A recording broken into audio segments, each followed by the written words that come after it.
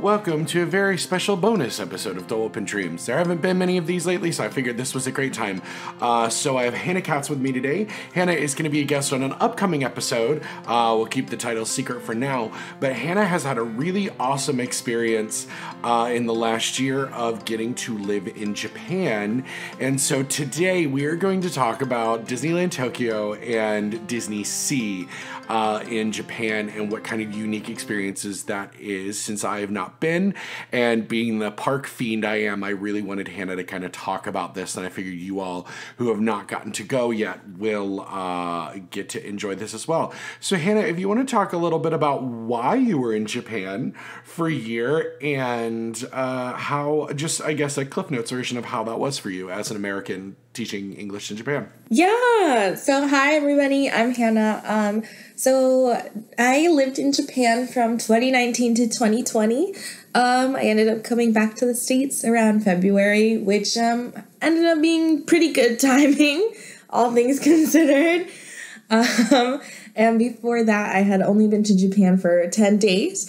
I was really lucky when I was finishing school. I had some extra scholarship money and some, family who lent me their house and were very supportive and gave me some extra funds too. And so I went backpacking, and I ended up in Japan at one point, and I loved it so much that I felt like I wasn't done. So I went back and taught there for a year.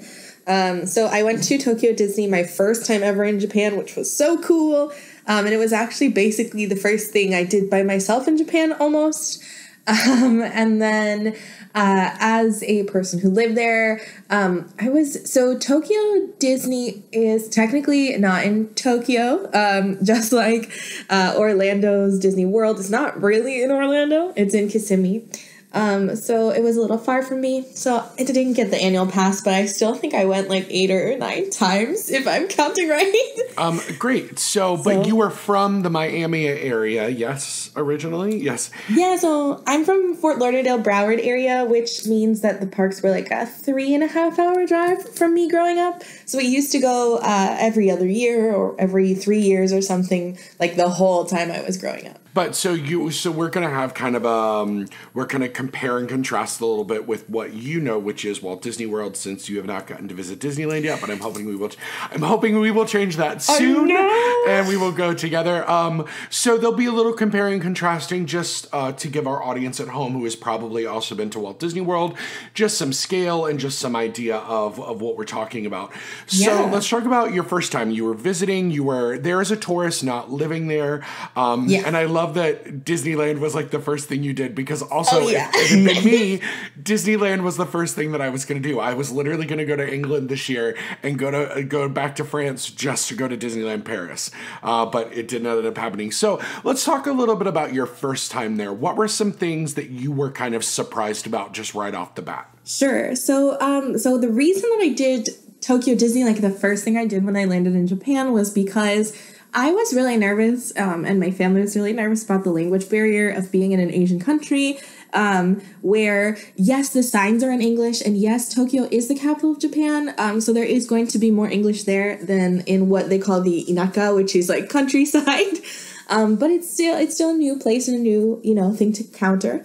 So I was actually joining a tour group a few days later, so I was like, I know there's no way I can convince anyone to go to Disney with me, so I'm doing it by myself.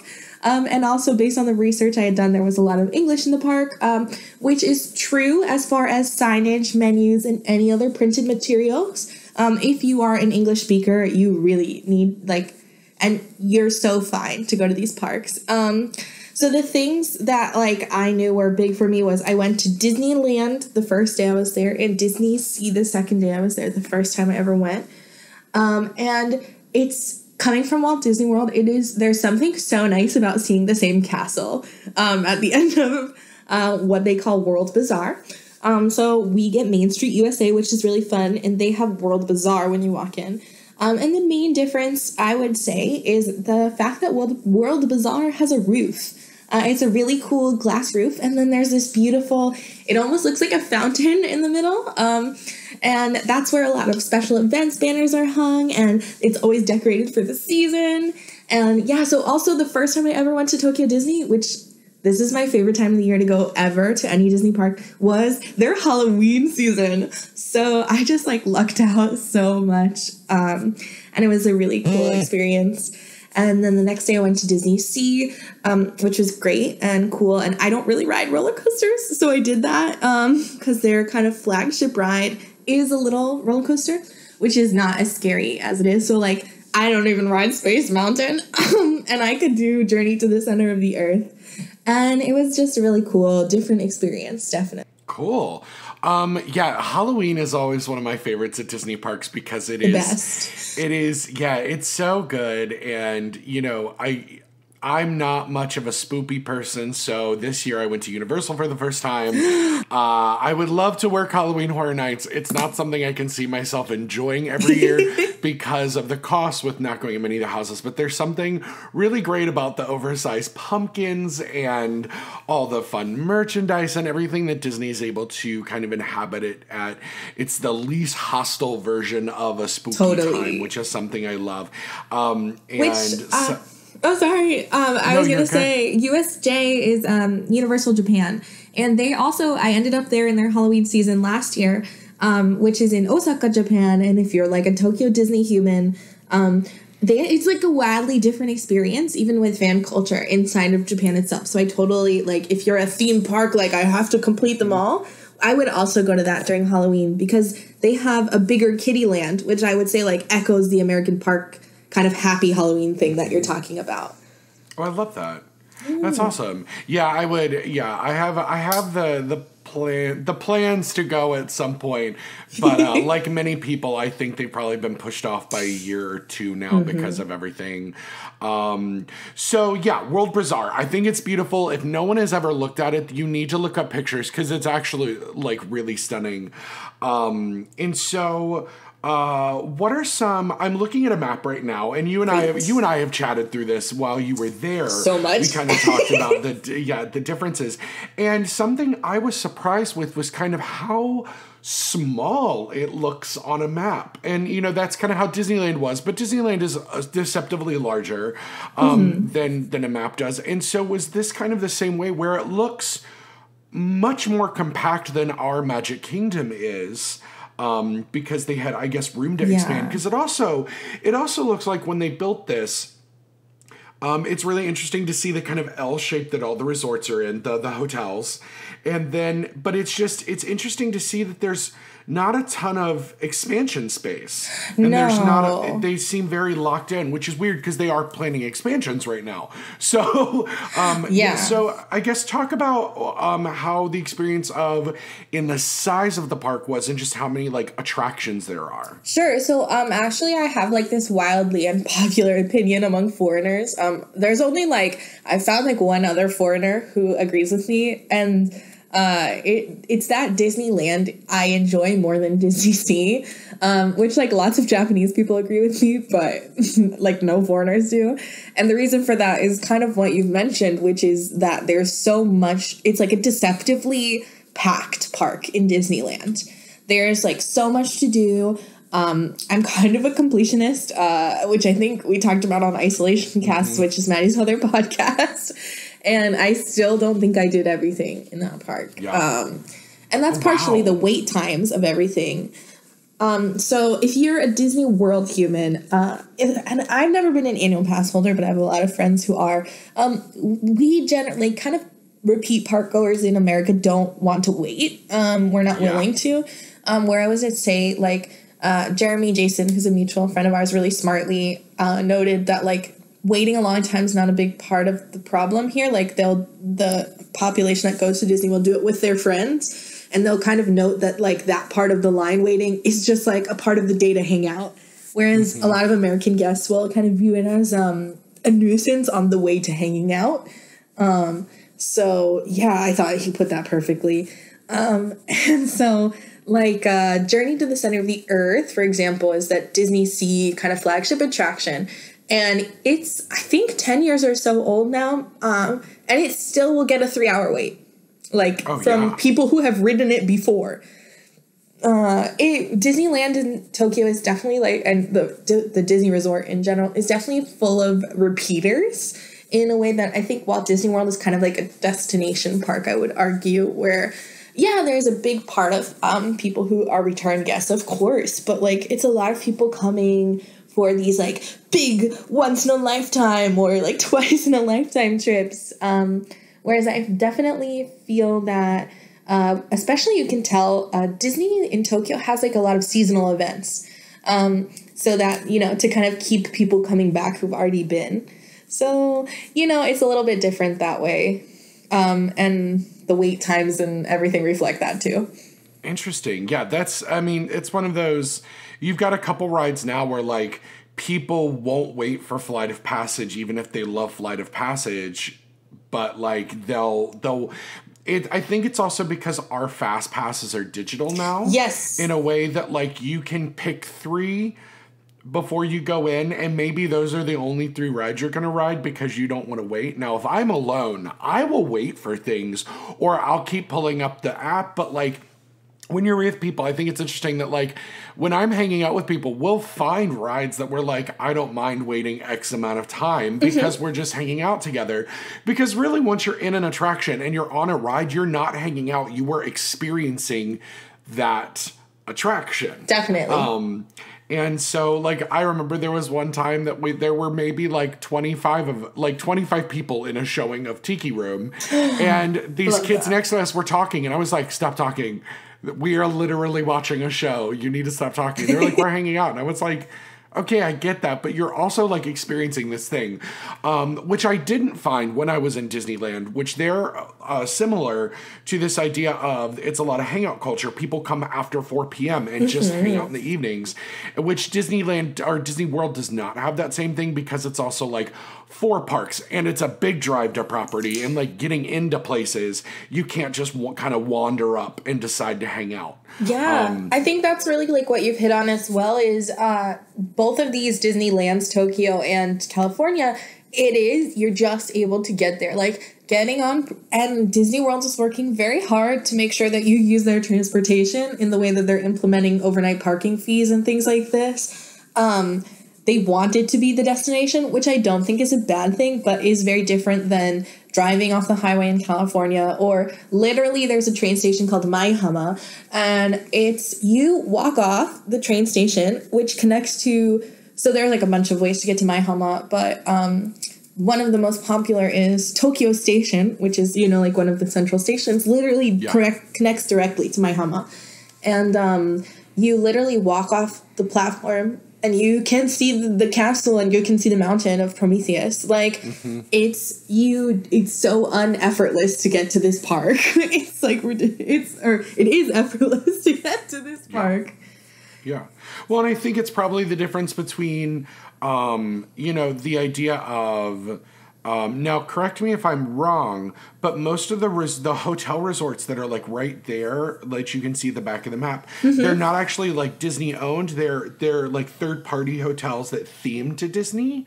Am I correct by saying that? I'm not sure, because what I would say is it's about 50-50. So you've also hit on something earlier, which I wanted to talk about, which was we talked about, there were rumors for a while that there was going to be a third park called Disney Sky. Which is like a really cool idea. But when literally I remember you showed me the blueprints, I was like, oh no, there's hotels there.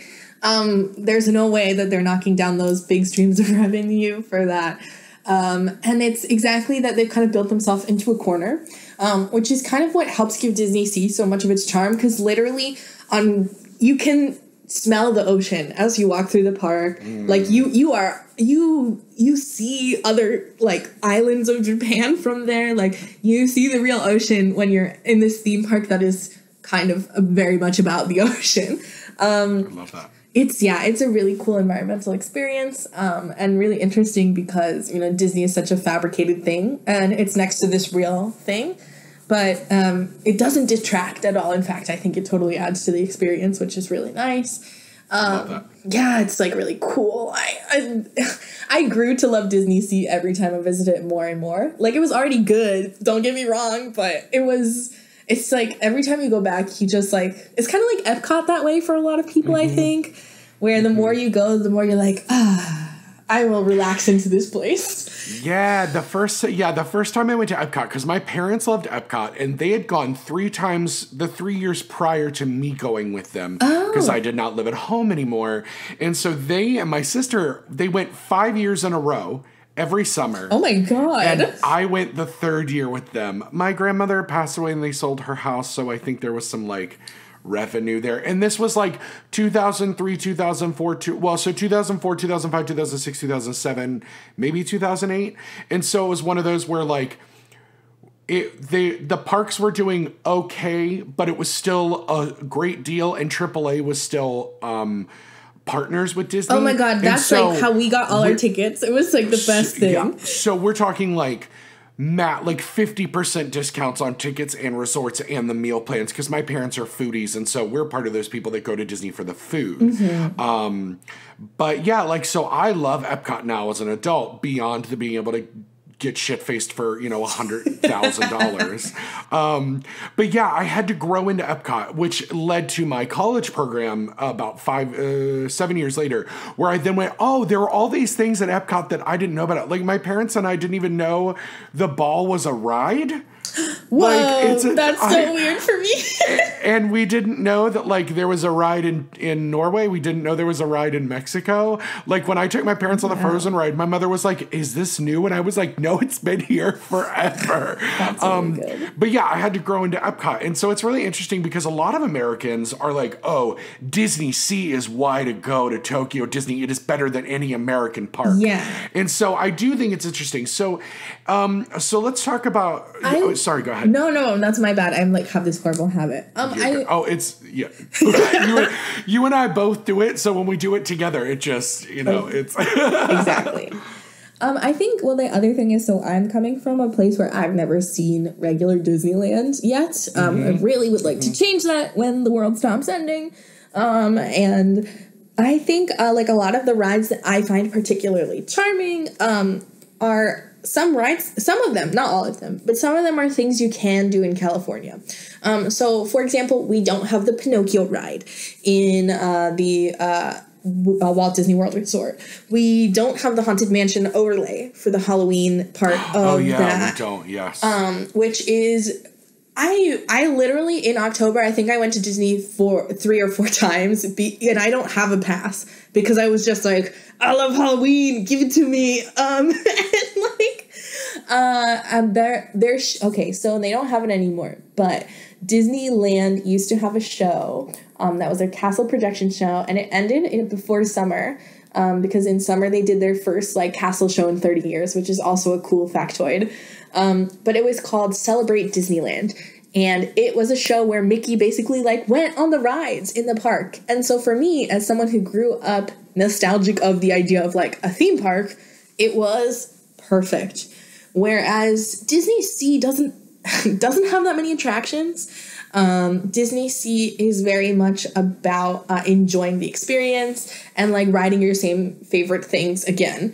Whereas Disneyland, I think, gives you more novelty, but for people who have been to California already, there's less novelty. So that's why they would enjoy this kind of new thing of DisneySea. I think it's also probably kind of the same reason why I hear everyone talk about Disneyland, but no one I know talks that much about California Adventure outside of the whole Tokyo or the whole California Disney Resort. And I'm like, I want to go to this new park. I've never been here. What's this one about? There's nothing I have. So I think it's a little bit that novelty in reverse for most people. Yeah. Well, and we're so used to having 4 parks because Animal Kingdom has been open over 20 years now. Yeah, basically my life. So for us in Florida, which, I think is interesting, and Disneyland is growing. But so let's talk about, you say you went 3 times, which a lot of Americans are going, oh my God, this girl's made of money. Let's talk about the price point difference in tickets. Yes. So I just looked it up, and if we were to buy a day ticket for next week, even though it's not possible, it would be about $189 to go to both California Adventure in Disneyland for one day. Wow, that literally hurts my soul so much because, okay, so this is why I was like so surprised, because you were an out-of-state human, and to hear that you went to Disney every year as an out-of-state person, like literally for an American would make my wallet hurt so much just thinking about it. So in Tokyo, tickets, I think ticket prices just changed, but when I went, they started around, by the time you do conversion, I think it's like 72. No, that's wrong. It's like 60 a day. Something like crazy. Like it's literally half the price of a Walt Disney World ticket. And then on a national holiday or weekend, they have the after 3 ticket, which was $50, I think, once you did conversions. And I love Disney because, like, for me, I don't usually spend that much money once I'm there. Versus, like, if I'm by myself and I go shopping, I'm gonna spend $50 anyway. So I would just rather go to Disney and, like, not end up with crap in my house that I don't need. So that was it. And then, I know one of the reasons I went in October is one of my really good friends in Tokyo was this Russian girl named Dash who'd, like, never been to Disney ever. And she had ended up with a ticket because it was somebody's birthday and then they got sick and da-da-da. And I was like, oh, if you're ever going to Disney with anyone, it has to be me. And it has to be now because this is my favorite part of the whole thing. So getting an annual pass for Tokyo Disney is $1,000, I think. And the other, like a year and a half ago, they cut 10 days out of the pass availability. So they gave 10 blackout dates. And because they felt sad that they gave 10 blackout dates, the passes were lowered in cost, which is something that I don't think the American parks would ever do. No, not at all. Not at all. I'm sure there are pass holders screaming and wherever you're listening right now. Yeah. So generally I found like it was a really good value for my money. There was like, it's also funny because, the reason I also went 3 times in October is I went like 4 or 5 months without going at all. So I was like, I guess I can splurge. And their merch is also significantly cheaper by and large, I would say. So a headband in the park is going to cost you. So I have like 2 of the terry cloth headbands. And I think they were, by the time you do conversions, around $12 or $13 each. Their clothing is way more expensive. Like a jacket is going to be $80 to $90 with conversions.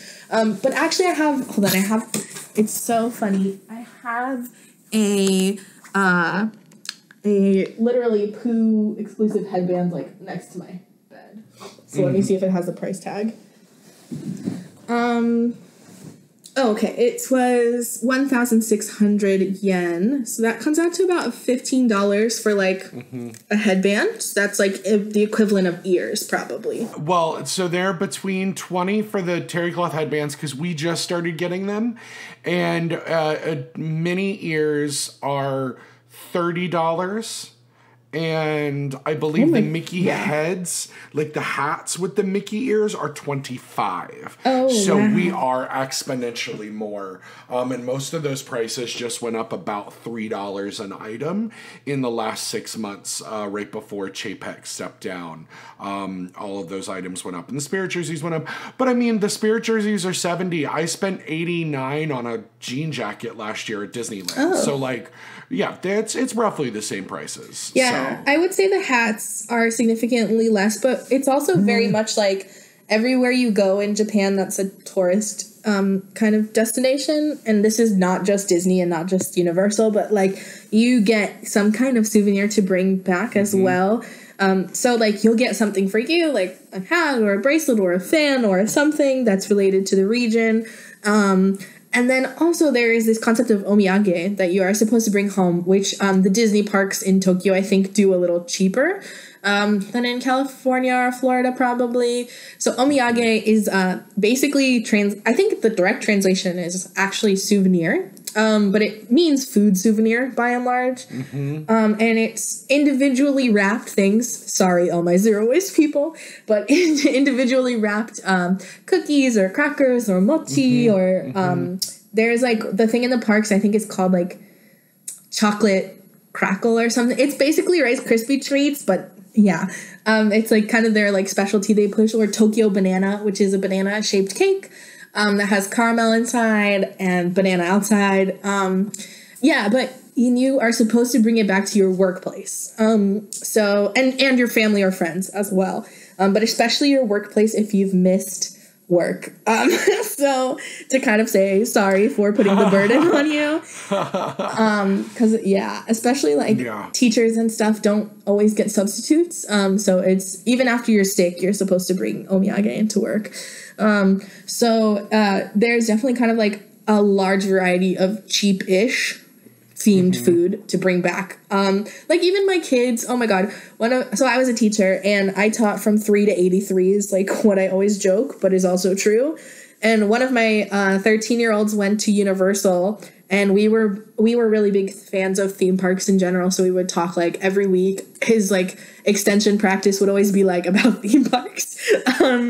And so he brought me back some like Snoopy themed cookies and things like that, or Minions themed cookies. Actually, it was So that's kind of a big thing. Yeah, we when I worked where I worked at Hollywood Studios, for anyone listening, one of the locations was the Wicked Queen Sweet Spells, which is now gone, and Villains in Vogue, which is now all a Pixar gift shop, which makes my heart hurt. Same. But something that we sold on property that's still relatively is the Walker's shortbread. Now that's a British brand, but it's Minnie's shortbread, so they all have Mickey and Minnie stamps on the cookies, and they were $2.95 a box. So that's and they were good. Also included as a snack credit. So, if you were heading home and wanted to get silly Disney gifts that didn't cost a ton, because generally everything else on property is over $8 an item, roughly, sometimes between 5 and 8.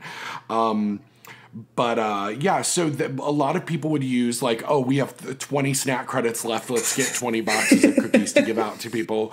Or even if you've got to buy 10 of them at $3 an item, that's much cheaper than like, so much better.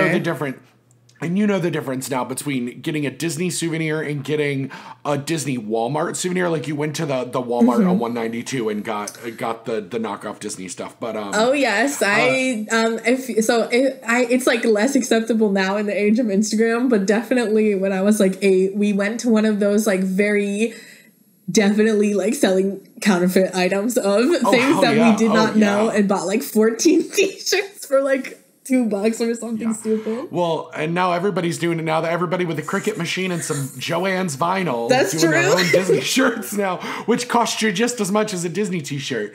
But like this was something I found when I worked for the Rocker Group in New York, and we had Wicked the musical. We also did merchandise for Wicked Tokyo, and we found the sensibility was much different, and so we did a lot of non-clothing items for that show, and so we did specialty. We did tins with cookies inside, so that idea of if you're going to see the show, you get the tin, but then there are Wicked cookies, or specialty umbrellas and tote bags and pins and writing pens that had a flashlight on the back that did the Wicked logo, and all these things that we would never do for Broadway because everybody wants that $40 t-shirt for Broadway. But in Japan, they wanted much more tangible items that you could carry every day, or do these specialty items that were more expensive, but people were buying them in droves because of that idea of the souvenir. So souvenir culture is really important, which if you're a collector of any kind, it's not probably a surprise, as a lot of especially Disney items or like anime focused items come out of the Japanese market or the Asian market in general. But yeah, definitely the sensibility about it is a little different. I'd say, so 2 things I wanted to say based on that was, I'm so surprised to hear that pins did well for Wicked, because I both believe it, and there is virtually no pin trading that I saw at either of the Tokyo Disney resorts. So this is like so fascinating to me. Well, no, you're good. Well, and also something we haven't touched on is that it's different, and it always shocks me now because we are getting an influx of the Japanese items into the American parks, or specifically Shop Disney. There was just a huge flush on Shop Disney a week or 2 ago of Year of the Mouse things and the Sakura Festival things, and part of me thinks it's because all the markets are closed and the only market open is Shop Disney. And so, but something we haven't touched on is that Walt Disney, like the Disney Corporation, doesn't actually have full ownership of Disneyland Tokyo. Correct. So Disneyland Tokyo is the only resort currently, I believe, that is owned by OLC, which is the Oriental Land Company. However, Shanghai and Hong Kong have specific arrangements with their respective governments that kind of do give relative ownership over their buildings and their abilities, whereas OLC is not related to the Japanese government. Mm-hmm. Well, and it's why if you're a Disney cast member going over, your discounts or main gates do not work at Disney Tokyo. Yeah. And like the main gates don't work at Shanghai or Hong Kong, but we do get a discount there. We did. I don't know how it still is being new to the company, but and a lot of that also affects how the merchandise is developed because they're responsible for Duffy and Duffy's Friends, yes. which is something that just didn't work here in the States for some reason. And I don't get it. But for anyone out there who does not know, they developed this teddy bear to sell who is Mickey's teddy bear. And if you look at Duffy's face, his face is a Mickey head. It is a hidden Mickey. So his eyes and his snout form a Mickey Mouse face. And he did so well that they even gave him a girlfriend named Shelly May. Mm-hmm. And they brought Duffy over to America, and when I went to the UK the first time, they had a Duffy store that was they had a Disney store that was just a Duffy store. It was in Camden Garden, and so I was shocked. That was the first time I saw Duffy, and then I worked at I worked at Disney literally the next summer, and Duffy was everywhere at that point. And so you could buy the clothing for him, but it was more expensive than a Build-A-Bear. Yes. And you could get them in different sizes. But since then, they've also developed friends for Duffy, who are my personal favorite, Gelatoni, the Italian cat. Hell I love him so much. He's a painter. He is a painter. And then Stella Lou, the bunny, and Cookie, the cute Cocker Spaniel dog, yes, who is a chef, and Olu, who is a turtle for the Alani Resort, which apparently they have a lot of Asian tourists going there, so it made sense. And so Duffy and Friends are hugely popular at the Shanghai resort as well as the Hong Kong resort. Yes, my hat for Duffy is actually from Shanghai because I got to go for one day. And yeah, so the Asian parks have a wildly different relationship with Duffy. And a lot of, I think, people who like DisneySea also like it because that's the home of Duffy. And one time, I've been enough that I've done a lot of the restaurants. So one time I finally did the restaurant where you can see like Duffy's backstory. It's a live show. It's in Cape Cod. And oh my God, like after I did that, I was like, okay, he's so charming. Like I a little bit get it more.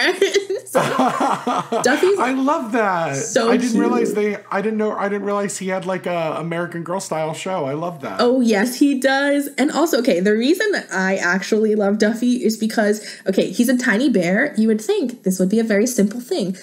Duffy has retconned backstory. He has like 3 different origins that have been retconned by the Walt Disney or the Disney company at different points. Oh my God. Yeah, I'm like deep into Duffy lore, which is that's a brand new sentence. That is the weirdest sentence I've literally ever heard in my life. It's great. I definitely don't have too much. Oh, please. I definitely don't have too much time on my hands or anything. But, oh my God. So yeah, so the current accepted backstory is that Minnie made Duffy for Mickey, who was a sea captain at the time, which is how he ties into the DisneySea Resort. And then Duffy was like lonely and sad one day, so they made him Shelly May out of a shell that they found. Gelatoni they literally like found on a boat, and he was like being mischievous. I don't speak good Japanese. In fact, now not being in Japan, I would probably say I don't speak any at all. I can still listen a little bit, but when I was there, it was much stronger. So I was able to catch like a little bit more. Stella Lou is the ballerina bunny. So they all have like different things. So Duffy is like basically like the love of your family and friends, like, it's in your teddy bear. And then Shelly May is very much like, we love. And then Gelatoni is like creative. And then Stella Lou, I think hers is like about dreaming. So that was like the one that I really don't know at all about anything. But she's a ballerina, and there's always like dream imagery with her. And then Cookie Ann is the like kind of latest to the lineup, I think. And she used to be a Hong Kong exclusive. And then she came to Tokyo at like literally in January. So all of my students that love Disney, like, and I got along really well. So I remember one day, like my 8-year-old student named Chihiro, I love him so much. He literally came up to me and he was like, Cookie Ann is coming to Tokyo Disney. And I was like, when? It was just my favorite conversation.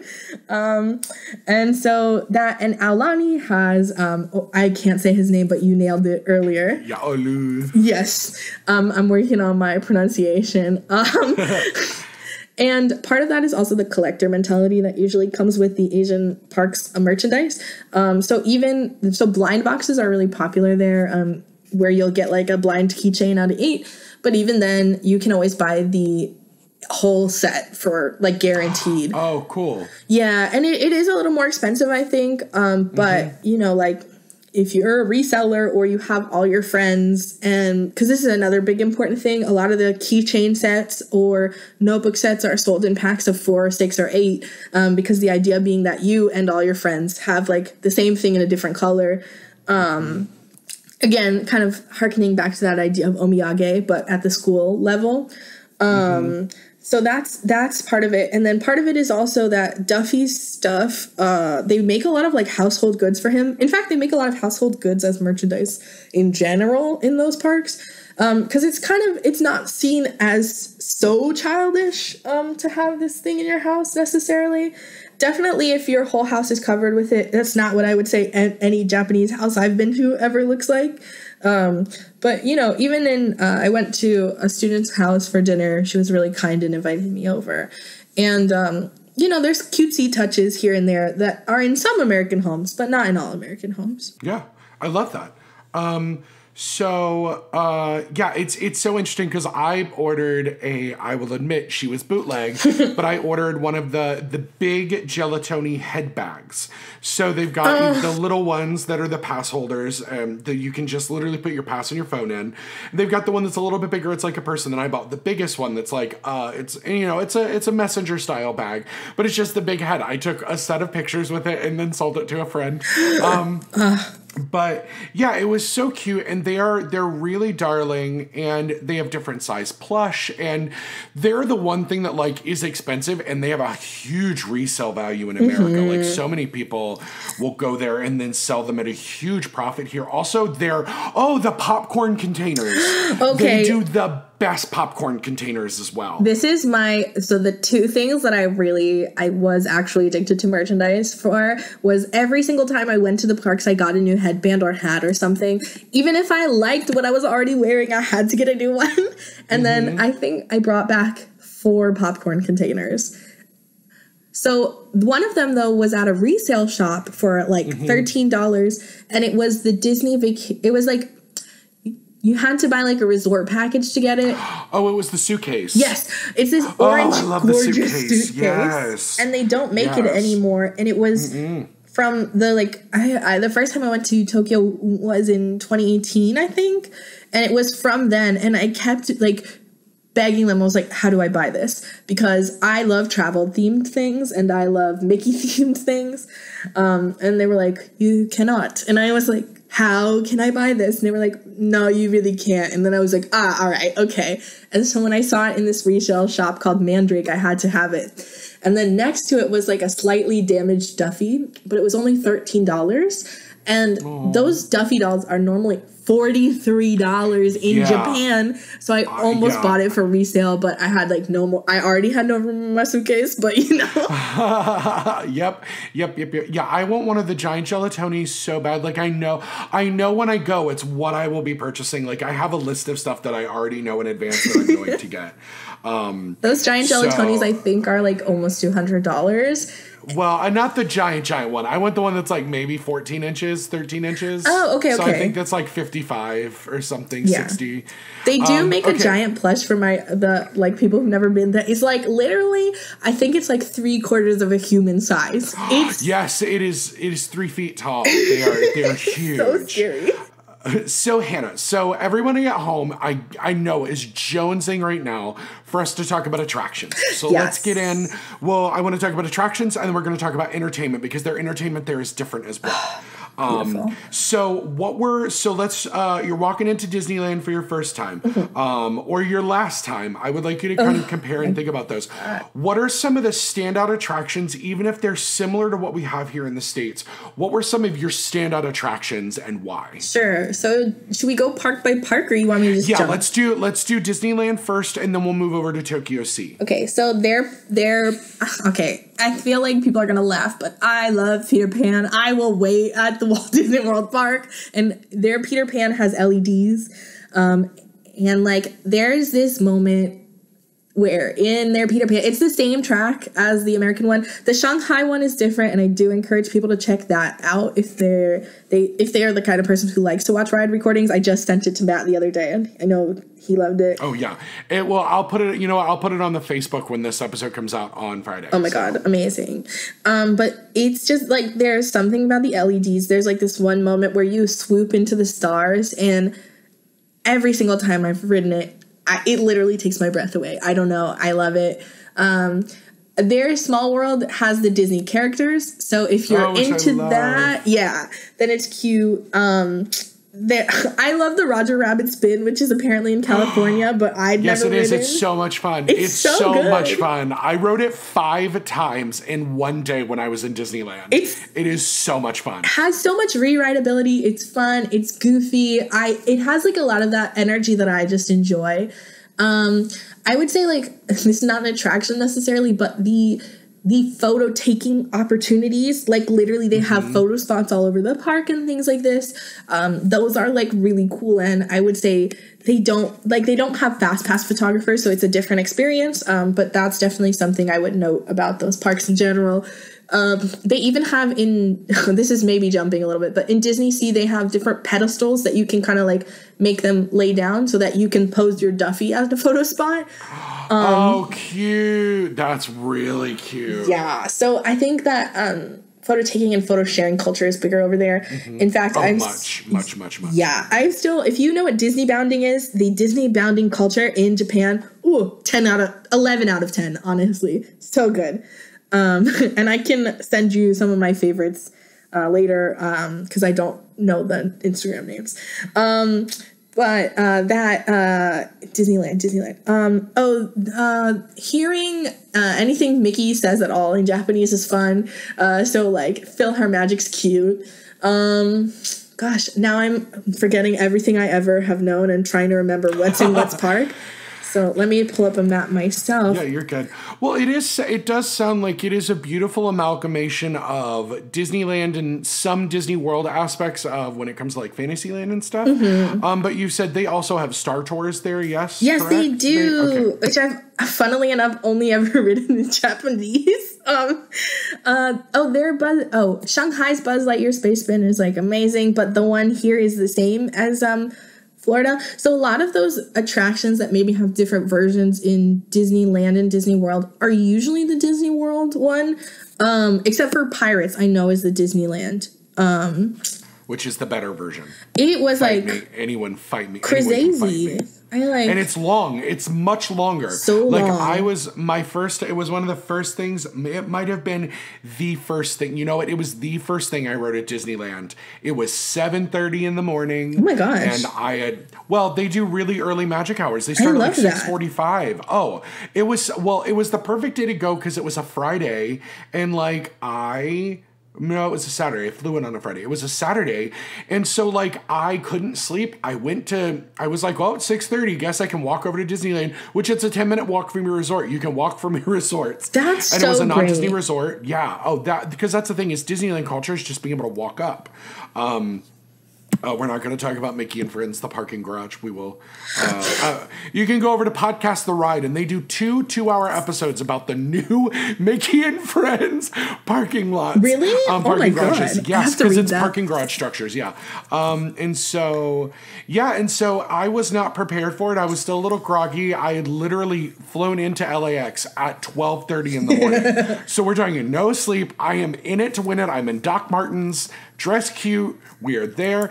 And yeah, it's like a 12, 13-minute ride. I was like, it was almost 15 minutes. I was like, it's a good chunk. Prepared for this. It's a good ride though. Yes. So I went on their website. So first of all, Monsters Inc. Ride and Sake. So good. 10 out of 10. Highly recommend a fast pass for this attraction. So cute. You get a little flashlight, and as you shine on the M's that are on the different characters' hats, the animatronics move based on your flashlight, and getting dinged. So it's a really cool interactive thing. Oh my God. And then my favorite ride in literally all of Disney parks, I can't believe I didn't say this earlier, is Pooh's Honey Hunt.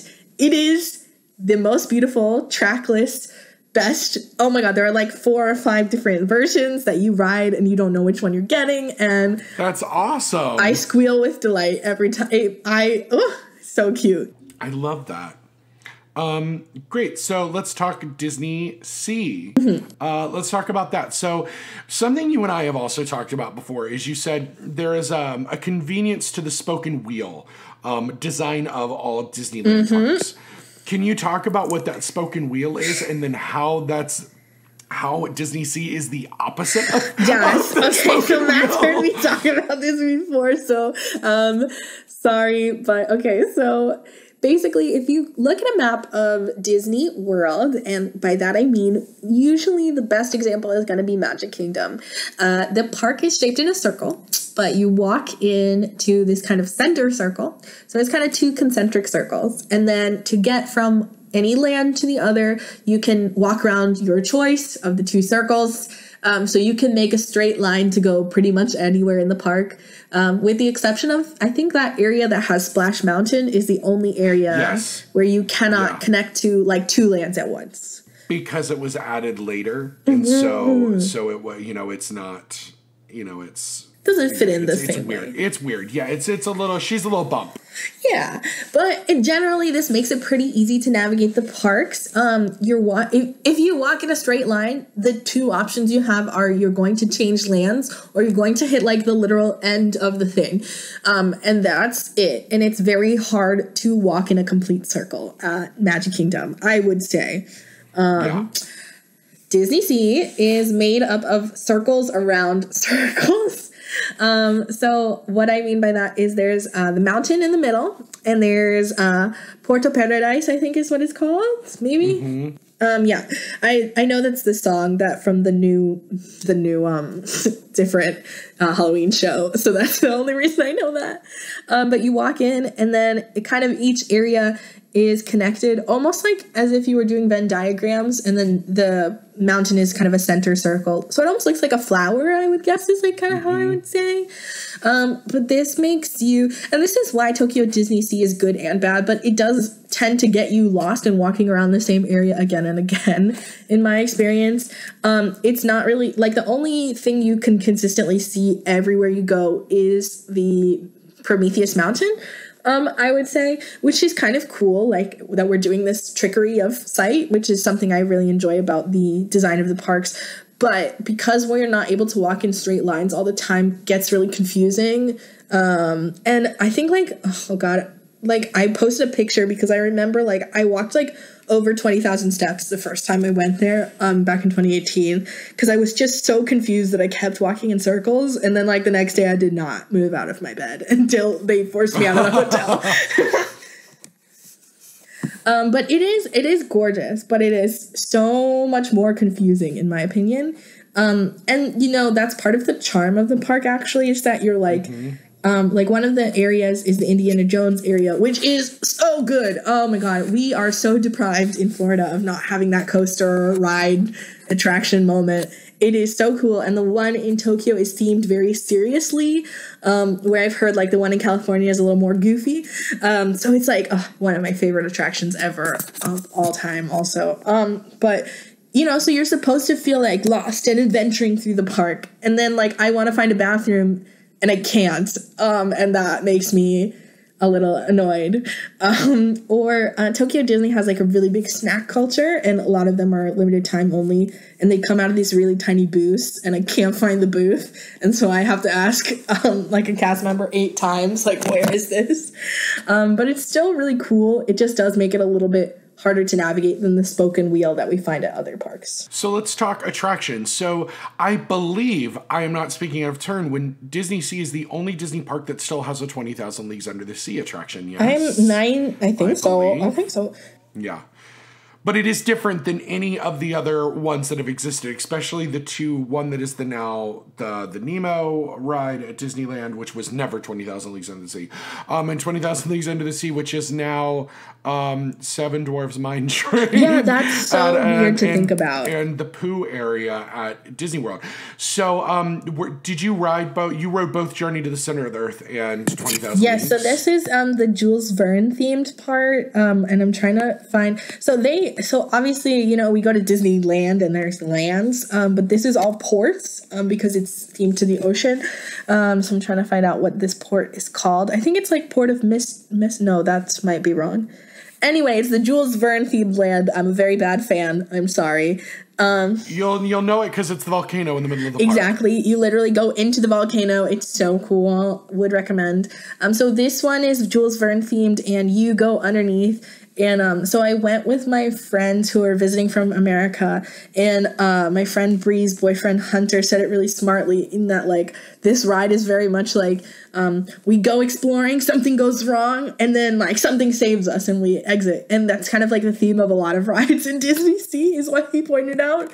But it's like amazing. You go in and then you see all these things, and then you get attacked by this giant squid that vibrates and electrocutes your ship or your submarine. And then you kind of descend further into the depths, and you end up in this kind of almost alien world. And then they use their like magical crystals to repair your ship and send you up. And even if you don't speak Japanese, there are like a few words that are the same in Japanese and English about like danger and alert. So you're able to catch what the meaning is. You don't need to like do research to go to this park to understand. I feel like is the important thing to say. You'll still be able to catch the meaning of all the stories. You might miss like a point here or there. The only thing I would say that I wouldn't recommend English speakers do, and they're really good about being like, you need Japanese to get this, is there's kind of like an adventure quest moment that's not a real ride. That involves SEA, which for Disney Humans is the Society of Explorers and Adventurers. And that's currently only offered in Japanese. So, but it's like, they're really good about it. And that's right next to this as well. But it's really cool and different. And Journey, you go up into Mount Prometheus. Well, you go down into Mount Prometheus. In their, I think they're called like excavators or something. It's like the opposite of an elevator. And then you are like digging to the center of the earth, and you see all these cool things that we like go to. Like we see this cool gem area, and we see all these like interesting creatures, and then we like keep digging even though maybe we're not supposed to. And we see these like, oh, that looks like eggs.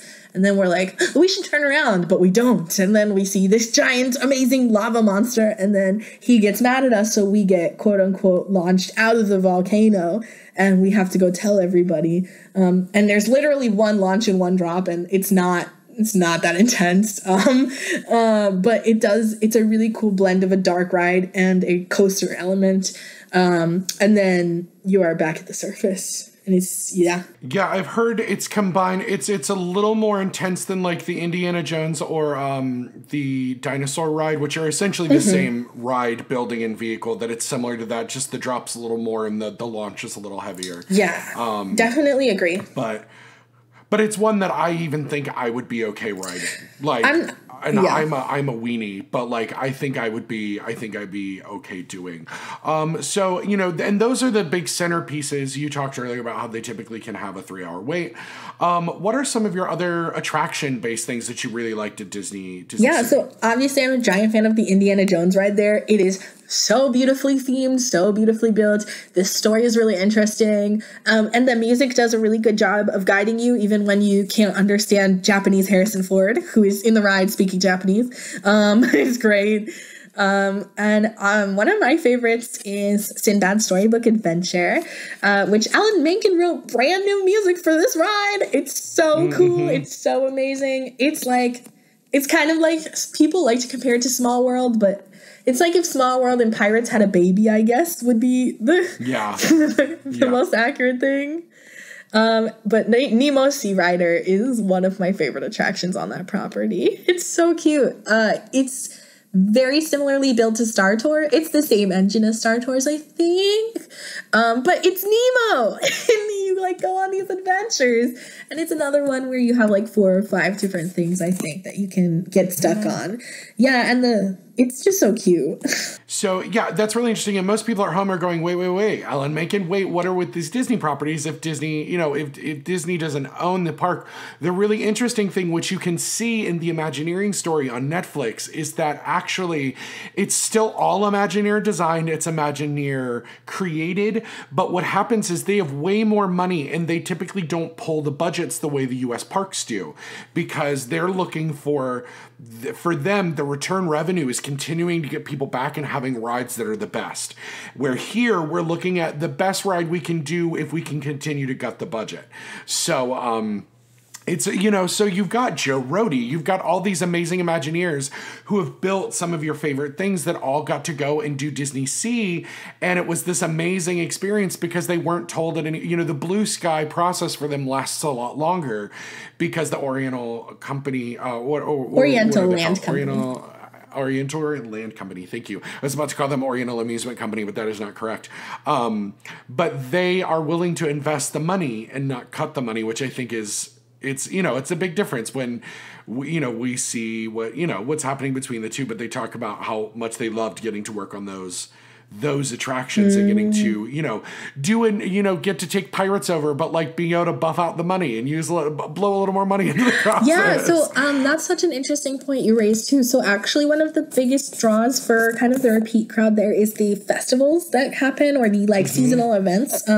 So they have, big festivals like Easter, Halloween. There's always something for the summer. Last year it was Pirates Summer, where Captain Jack was in the middle of the whole thing.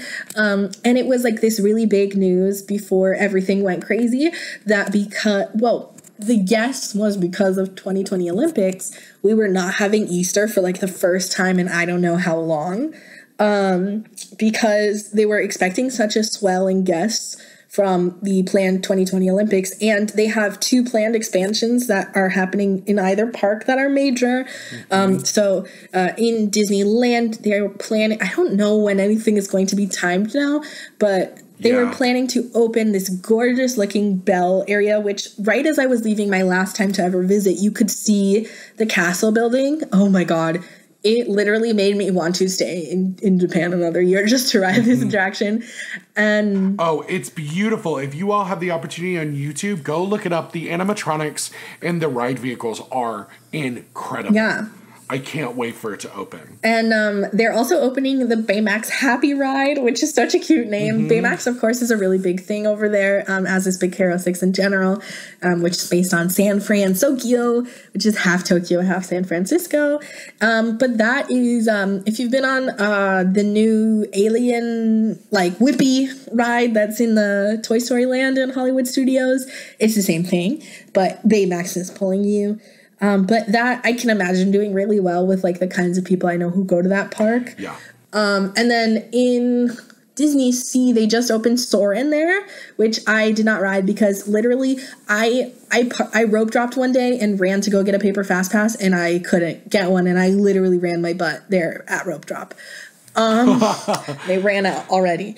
So yeah, because just as I was there, they were starting to roll out digital fast pass, but you couldn't get it until you were the park was open, I think. Right. Disneyland does the same thing. Yeah, it's a really interesting system compared from coming from we went from paper to Disney, or what is it, Fast Pass Plus? The My Disney experience. Yeah, which I actually really love, but I do understand the criticisms from people that you shouldn't have to research your vacation, especially a Disney vacation. So I understand both sides of that. But I love it because it works really well for me. Yeah. And yeah, but so I couldn't get one, and I wasn't gonna wait 3 hours for Soarin'. When my last experience with Soarin' was like right when it opened, I think I was like, I don't know, 10 or something, and I hate heights, but we were like, yeah, let's try it, and I literally screamed through Soarin'. I was like crying hysterically through Soarin' as a child, so I was like, I'm not waiting 3 hours for this in Japanese. But right after that area is gonna be like a Peter Pan area and things like that, which looks really cool. And Frozen and Tangled. Yes. Yep. Launching in the new Fantasy Springs port, which will be opening in 2022, according to the one of the park insider places. Oh, cool. So we'll see. Now I'm wondering how that's going to be affected now that the Olympics are actually taking place in 2021. Yeah. So we shall see. But if it's anything like this concept art, I'm going to scream because it looks so beautiful. Yeah. It looks so cool. I definitely would say if that's a goal of yours and you're planning to go to Disney soon, I would definitely say wait until it's open. Absolutely.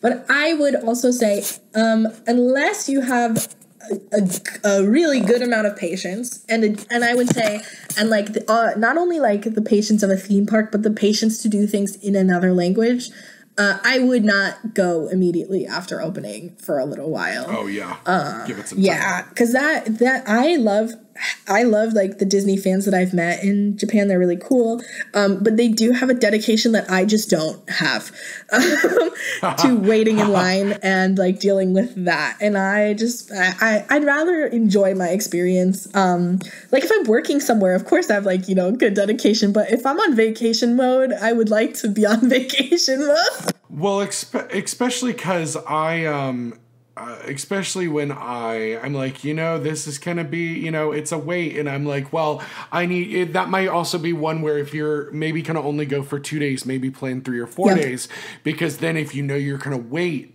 a good portion of your 2 days in DisneySea, that you can wait for them. Apparently there's also a hotel coming. That's the new entrance. It's going to be a secondary entrance to DisneySea, but it'll be the first one that's like tied into the park. That's so cool. So yeah, Miracosta is actually in the park, which is the hotel there. Mm-hmm. And if you are a hotel guest, you can have like a park view room, which is really cool. And I always see people. So all the shows are on the lagoon. They don't have any parades in the traditional way in DisneySea. They're all on this like kind of central lagoon. And you can literally just sit in your hotel room and watch the shows all day. I love that. I love that so much. So did you get to see Fantasmic while you were there? It's my favorite. I love it so much. Okay, so let's talk about it. It's actually, it is forever closed. So it is done. But they did film it professionally. Disney themselves filmed it and has released it for posterity. So you can go right now online and see the incredible 360 filming of Fantasmic. Now, it is my understanding that it happens in 360, right? Yes. Like it's in the middle of the lagoon and audience sits on all sides. Talk us through it just a little. Sure. So Fantasmic here, just like all the other shows, has to deal with this lagoon structure, which means that literally you can line up anywhere basically around this circle lake kind of situation. And I will say different shows, because I've seen seasonal shows there. I've seen Fantasmic there, obviously. And I've seen like the kind of more permanent parade there as well, which is based on Dreaming Up and like the 35th anniversary parade concept, which is beautiful. The boats are gorgeous. But, definitely for some of those seasonal events, they deal with the space a different way based on their timing and things like that. And the parades there the water parades there are also very much meant to be taken pictures of. So every time after a song ends, we hold for an extended period so that we can take a picture with a certain background and that kind of thing. But because of this, I would say if you sit on the like front half of the lagoon, it's such a bad thing to say front half because it's a circle. But if you sit on the side where there's an entrance into the direct park, you get a good view all the time, I would say. But as a result, all of these boats are like, you'll have a central figure, usually boat, and then you'll have like all the other boats are traveling around waving at you and saying things and doing cool stuff with you so that you can get something, so that you, no matter where you go, you do get something. The music is always loud enough. There, Disney is like a genius at hiding speakers in things, so you will always get a good understanding of the music and plot. And then on top of that, there's a big stage in the, like, where 12 o'clock is. That's how I should explain this. There's a big stage where 6 o'clock is. There's a big there, and then there are dancers between like 9 and 3 at smaller stages gathered that are always in costume, and like the costumes there are, oh my god, to die for. But so that, like, no matter where you are getting part of this experience and cool thing. And then they do, like, Rivers of Light have like not fast pass seating, but like reserved seating if you bought like a dinner, or like I think if you're a hotel guest, maybe you get it. I never really figured that out. Yeah. So that's awesome. Yeah, it's really cool. And so I would encourage everyone to go watch that Fantasmic now. There's a lot of video. There's a pirate show, so there's a lot to watch. Now, it is my understanding there's a lot more live entertainment there, and depending on what's available the day actually dictates the park ticket. Like, it's more expensive on days when a lot of entertainment is happening, and there are some shows that, like, you have to get there in the morning to get in line, or you won't get to see the show. So I don't believe about the park ticket prices varying. I think at the current time they are not doing a seasonal model. I think there was some talk about a seasonal model, but I don't believe it's been implemented by the time I left, at least. However, you're right about seeing the shows. Okay, so seeing a show in Disney, and this is Land or Sea in Tokyo, goes like this. There are a set amount of performances during the day, and the first performance is general admission. The rest of the performances, you must win the quote-unquote lottery to go in. So you can do this at any time during the day. You literally just scan your park ticket or pass, and you click the time that you think you might win, and you make sure that everybody is scanned in at the same time, and bing, bang, boom, they tell you instantly whether or not you have won or lost.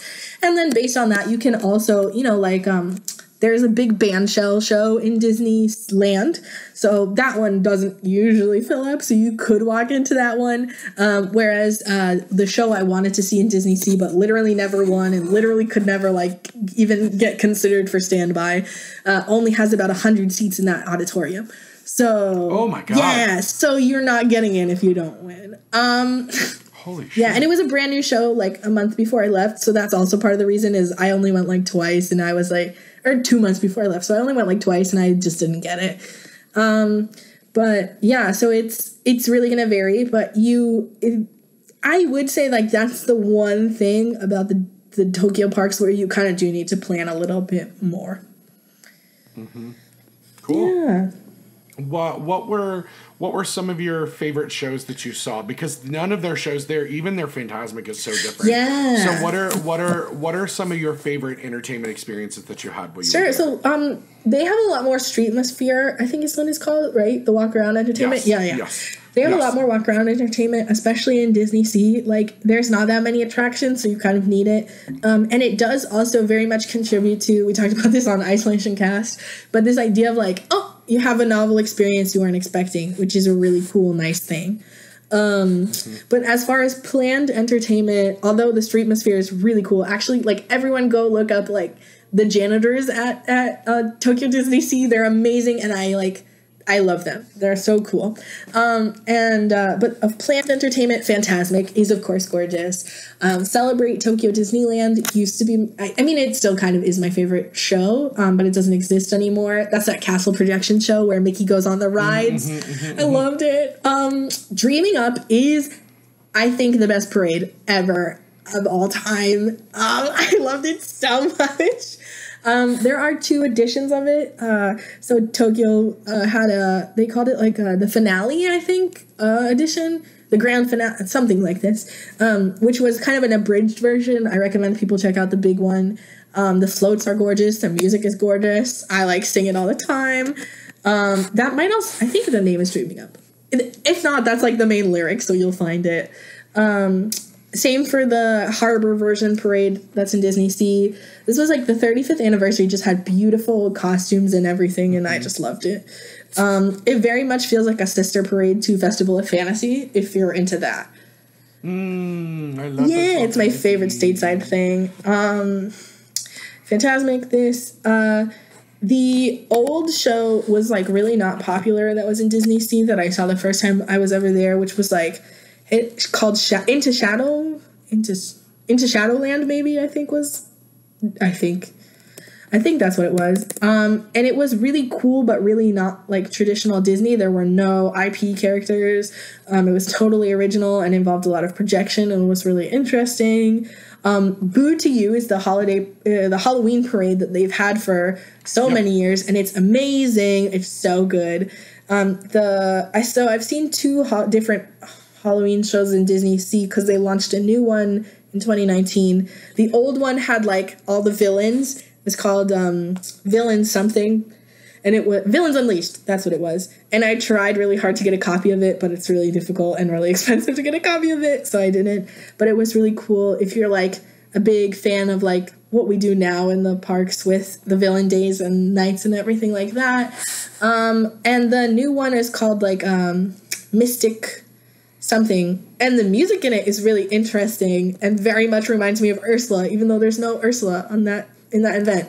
But all of the Halloween stuff is so good. The Easter stuff was really short. The Pirate Summer stuff was really short. But if you're like a big fan of pirates, then obviously that's really cool. And the Easter characters are called Usapio, is one of the two characters. And this is actually like a play on words in Japanese. So they're kind of like a chicken-rabbit hybrid. And that's because usagi, it means rabbit in Japanese, so usa. And then pyo is like the sound a chicken makes, like a baby chicken. So usapyo is like rabbit chicken sound. It's like, I don't know. There's like there's probably a cuter way to describe that, but they're adorable.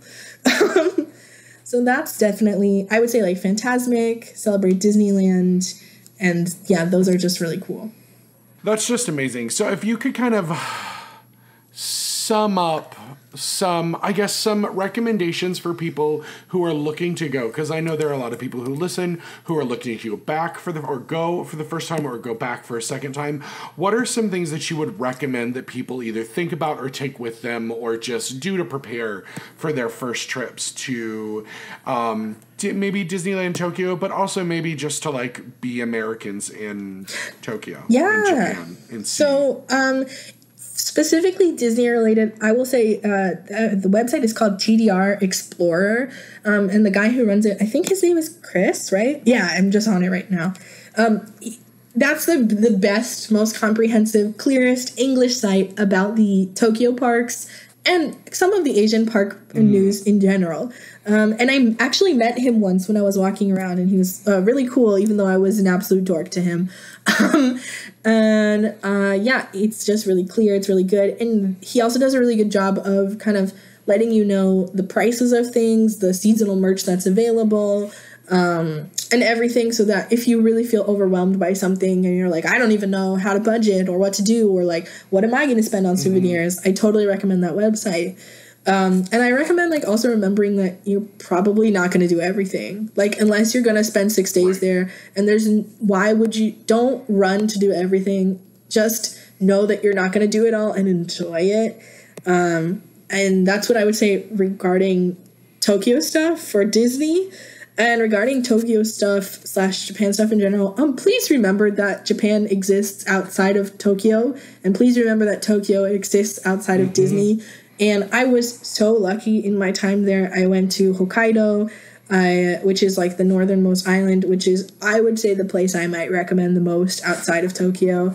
We had a mutual friend of ours lives in Osaka and Kyoto area, and I got to visit her.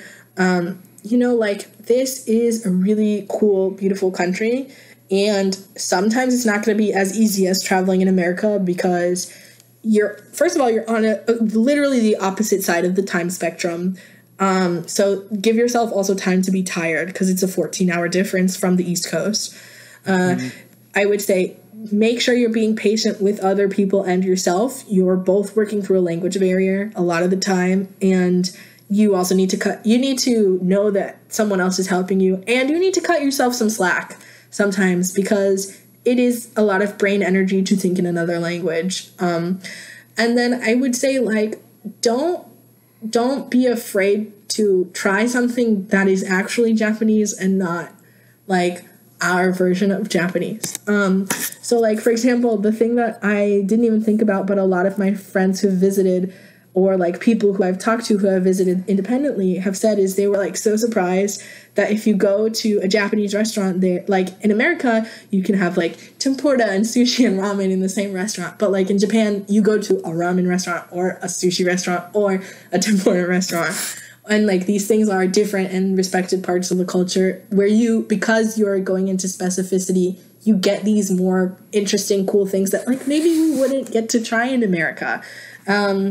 And like, as far as that goes, I would also recommend that anyone who comes to Japan eats okonomiyaki, which is like Japanese pancake. And like we never make it in any restaurants I've seen in America, but it's just like really Japanese food. And just like, yeah, try to be comfortable and also try not to be comfortable. Like let yourself go out of that comfortable zone and enjoy a little bit of a country and a culture that's not really yours. It's really kind and cool, and I really loved it there. Thank you, Hannah, for that. I appreciate it, and I hope everybody at home has been taking notes. Now, what are your, as we finish up, what were your 5 must-have snacks at between Disneyland and DisneySea? This is the best question. And you are even free to include some seasonal ones, but like for me, that was my favorite thing at Disneyland. I didn't eat a real meal at Disneyland. I think all I did was snack the whole time. Such a good choice. And so good. So yeah, go ahead. Give us those your 5 must-have treats. I love this. This is the best question, and I wasn't expecting it. I love it. So one of the most Instagrammable things, of course, is that little alien mochi, and it lives up to the name. It's so good. But actually, my like secret pro tip about these is if you're in Disney. So they used to be you could only get them in DisneySea, but now you can get them in Disneyland, and they used to only sell them in Disneyland. In this little tiny booth when you got off of Buzz Lightyear, but now they also sell them in somewhere like right in the connection of Fantasyland and Tomorrowland.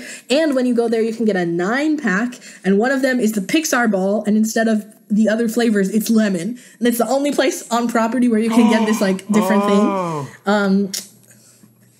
It was so cool. I didn't know it was going to be lemon, and it was. And it was like, what a delightful surprise. I would say that Shandu buns, which are the tiger is named Shandu, who's on Sinbad with you. They used to be his tail, and they used to be a different flavor, but now they're curry and chicken, and they're his face. Oh my God. So good. I loved it. Amazing. And one time I went, and they told me they weren't doing them anymore, and I was sad. And then I went again, like, with my friend, and they were there, and I was like, okay, we need to stop even though we just ate lunch. The peach raspberry ice bar, that's Minnie's face, is my personal favorite as well, especially during summer. Tokyo Disney in summer, even though you're next to the ocean, is as hot as Florida, if not hotter, honestly. So please also eat your ice bars, drink your water during that time, because it's really easy to get dehydrated there. Those are 3. What else did I always eat? There were like certain things I would go, oh, my favorite is, tipo torta is just like really, it's so weird. It's like kind of like a breadstick. There's something inside, but during Halloween they do purple yam flavored or purple potato flavored, and it's sweet. Yeah. And I was like, this is weird. And also normally it has like a 30-minute wait, and I just happened to walk by and there were only 3 people in line. So I was like, I'll see what the hype is about. Oh my God. Very, very cool. Very worth the hype, I thought. It's like weird because it's like almost like a cookie on the outside, but not. It's just like so hard to describe. And then, oh God, this is so hard to say. I don't think they sell the regular Mickey ice cream bars anymore, so that was like a cool thing to like be in a different country and eat the same snack, but I don't think you can do that anymore. But the Sweetheart Bakery in Disneyland there has just like cute shaped stuff, which is nice. But like they have the Mike Wazowski bread, which is like cute if you like melon pan, which is like a very light bread. Mostly I recommend you try something. They have the gyoza dogs. It's like a giant gyoza that's the size of a hot dog, but it's not a hot dog. It's a gyoza, which is like a dumpling, which is just like a very satisfying thing. I love that. That appeals to my fat American Oh yeah, so that's actually something I should note, is all of the prices of food in Disney in Tokyo. You'll probably be surprised because you're like, wow, that's cheap. But it's smaller. But actually, I prefer it that way because I'd rather pay a little less for a smaller thing and then get to try many snacks. So don't be afraid if you're like, that was not enough food, because it might not have been, you know? Amazing. Yeah. Oh, that's my thing. I'd rather graze and eat lots of little things throughout a day. Now, is there anywhere that you had a meal that you would recommend checking out? So I'm not, when I'm by myself, I would like never sit down for a meal, other than one time by myself, I went to the Duffy restaurant. But if you have the budget, which I never did, I would splurge and go to Magellan's or Teddy Roosevelt. But the other thing is, like, if I'm not with someone, I didn't want to sit down and have a meal. Like, I like the go of it all. Yeah, it's like fun. And if you have solo trips or like mostly solo trips, it's like really nice too to just be like, I love being like, I did 20 things today and it was fun. But yeah, those are really cool. And I think, actually, I think one of the Disney bloggers has definitely done it. And their experience was really cool. Oh, and their Tower of Terror is different. I should mention that, I feel like, but I don't ride it. But it's like about SEA. There's this totem and stuff. It has nothing to do with the Twilight Zone whatsoever. Yeah, I would look into SEA for anybody that's interested in deep Disney lore, because it is also connected to the Adventurers Club from the old Disney R.I.P. Pleasure Island. It is connected. It is connected, and then also it is connected still through both Shanghai and Hong Kong, because Mystic Manor at Hong Kong is connected to Mystic as one of the SEA members. So yeah, that is, if you're into some deep Disney lore that is specific to the 3 Asian parks, look into SEA. And it's also really cool for kids, because it's a lot of the times what we like, they put with the kind of more like, it's not a ride, it's not an attraction, but it's an interactive component. I love that. Well, thanks, Hannah, for coming on the show and laying out some things. You know, if anybody knows me, I actually like talking about the parks even more. I like about talking about the other parts of Disney. So, yeah, thank you for sitting down and chatting with us today. Oh, my God. Thank you for having me.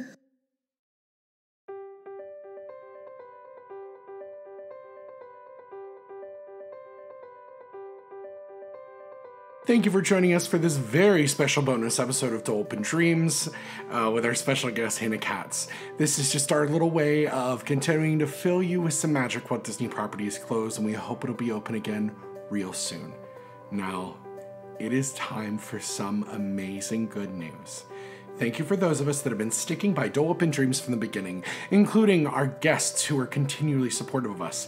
And because of that, this week, Dolewhip Dreams officially joined the Certain Point of View Media family. That's right, we are now on a network with some of our favorite other podcasts, like Another Pass, Screen Sark, Reignite, Fun and Games with Matt and Jeff, and the whole media family over at Certain POV. So, you can find all of our content there at certainpov.com.